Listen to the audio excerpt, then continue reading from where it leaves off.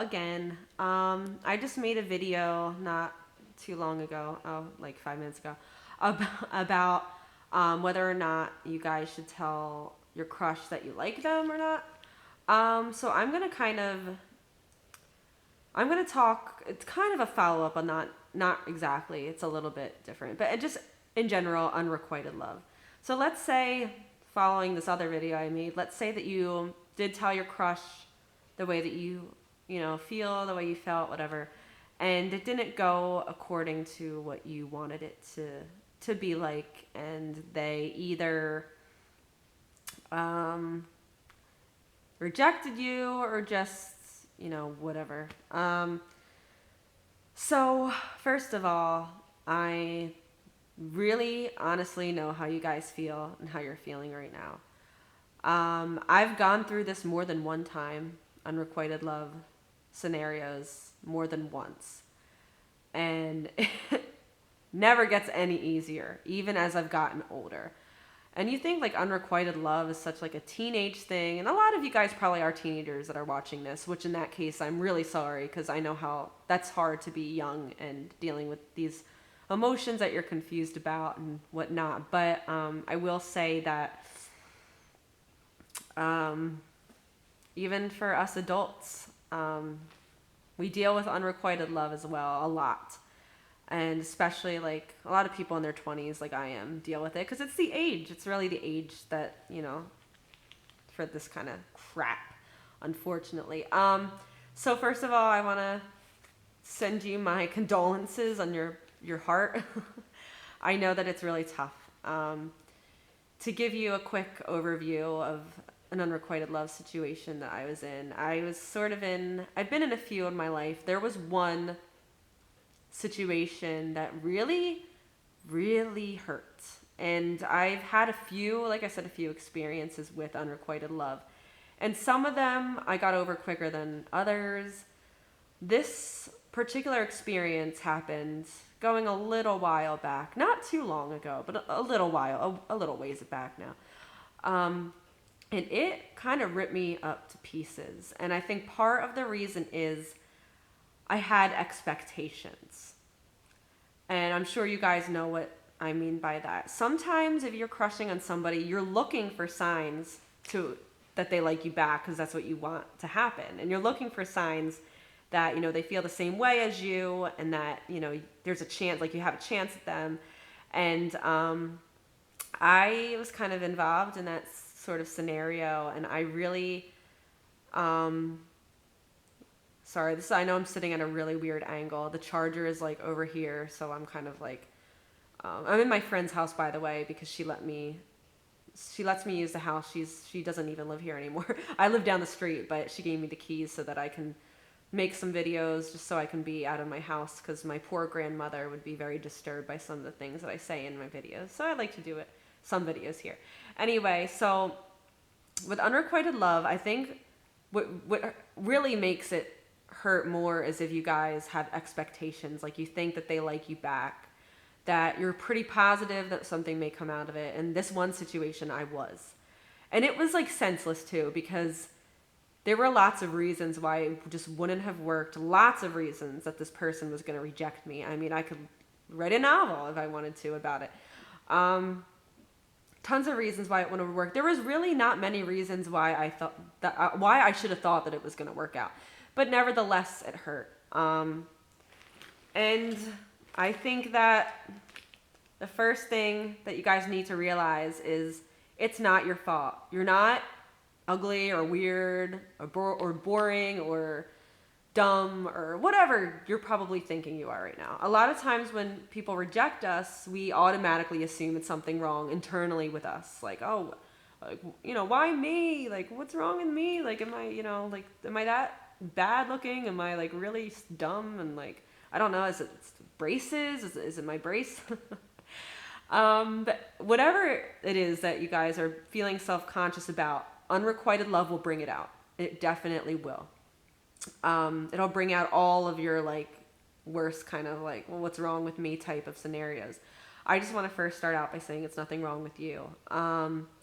Some people cannot get into a relationship with you for a few reasons.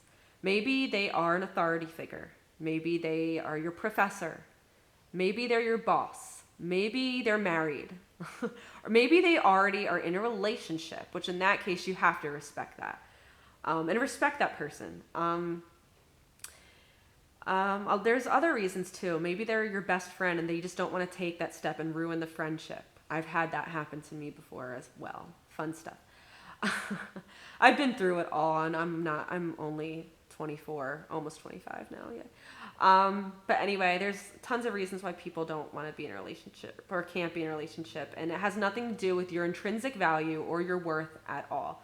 And some people are downright assholes about it. Like if they say mean things to you, like ew, like I would never date you, or like whatever, then screw them. They're obviously not worth one more minute of your time. So if you got rejected in a harsh way, like somebody's calling you names or making you feel bad on purpose, then walk away.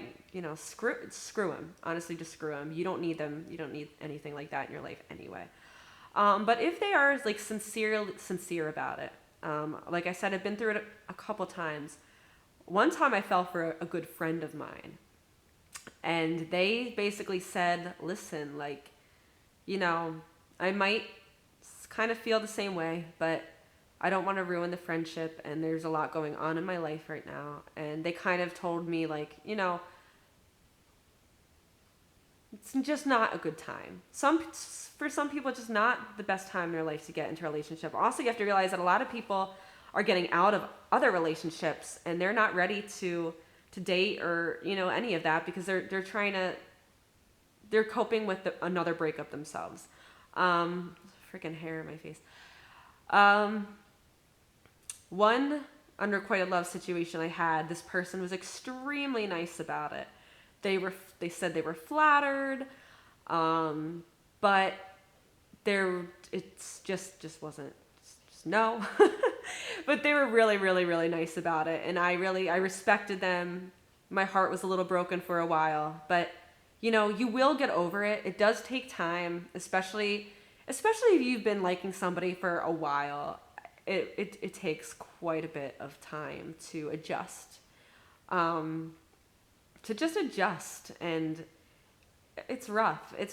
And I just want to say, forgive this person, unless of course they were like really mean to you about it, which in that case, like that's not nice.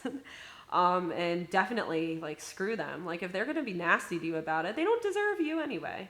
They don't know your worth. But if they're nice about it, and they just say, listen, like I'm already in a relationship, or like I'm your professor, it's not going to happen, or whatever the situation is, or like what, very flattering, but it's just, this can't work out for so and so reasons. And if they're nice about it, forgive them. And also, I hate to say this, but not everybody's going to fall in love with you. Don't get me wrong, you guys are awesome, you're wonderful. Everybody in this world brings something unique to this planet. I truly believe that, and you are no exception. You are unique and wonderful and amazing, and you have your own perspective on life that nobody else has, and that's amazing. But not everybody is going to, unfortunately, fall in love with you or like you back, and it's not their fault. You cannot control just like you couldn't control your feelings for this person. They can't control if they don't have feelings for you. And I think what is wrong is when somebody's leading somebody on. Like for instance, if you tell them, like, let's say it's your best friend or something, and you're like, I really have a crush on you. And they're like, no thanks. And then they like flirt with you still, like say, oh, like you're gorgeous or like hot or like let's, or even like I've heard, not me personally, but I've had a friend, this person even was like making out with this individual and like kissing them. They had already rejected them. That's wrong. And also, like, so if you tell somebody you like them, they're flirting with you all the time, it's leading somebody on. And even if they're like flirting with you for a while, even if you haven't said anything to them, and it's wrong to lead people on. And so if they're doing that, then that's wrong. But I think overall, human beings cannot help who they fall for. And I know it's very hard, especially if you are in the LGBTQ community, for instance. It's hard to draw that line between, you know, if you don't know. You know, I had a very, very, very good friend of mine who fell in love with his guy best friend, and it was not a good situation, I'll just put it that way. And the friendship ended and it was messy. And the other person was really mean about it, like, listen, dude, I'm not gay, and like, you know, like nasty about it. And like, I think there's ways that you don't have to be total assholes about it. So anyway, this video is getting long again. But I want to say, if you are dealing with unrequited love, hang in there. You'll get over it. It might be difficult. It might be really, really hard, but you will survive. You will survive. You'll get over it. And in the meantime, if you have any tips for people to help with unrequited love, comment below. And I guess I'm supposed to ask for subscribers now, since this is like, I don't know, my 10th video or 8th or something like that. So you can subscribe to my channel. I make morbid videos every week, and sometimes they're less morbid than others. I honestly just make whatever I feel like making, random videos, and I've been in a morbid mood recently, so that's kind of what they're probably going to be like for a little while until I get my act together. Okay, so have a good week, guys, and it's not you. Don't worry about it. You'll find somebody that will complete you in every way. I promise. Well, I guess I shouldn't promise that. Most likely you will. And if you don't, it's their loss. All right, bye.